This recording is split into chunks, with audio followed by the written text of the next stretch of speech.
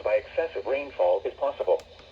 Where portions of northern Delaware, New Jersey, and southeast Pennsylvania, including the following areas: in northern Delaware, Newcastle; in New Jersey, Camden, Gloucester, Mercer, and northwestern Burlington; in southeast Pennsylvania, Delaware, eastern Montgomery, Lower Bucks, and Philadelphia. When? Until 10 p.m. this evening. Impacts: excessive runoff may result in flooding of rivers, creeks, streams, and other low-lying and flood-prone locations. Flooding may occur in poor drainage and urban areas.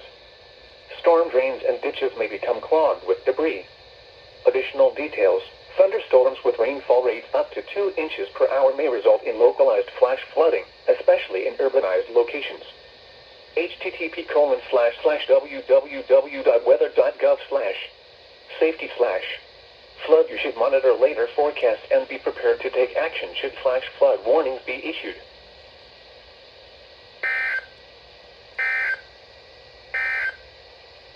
The following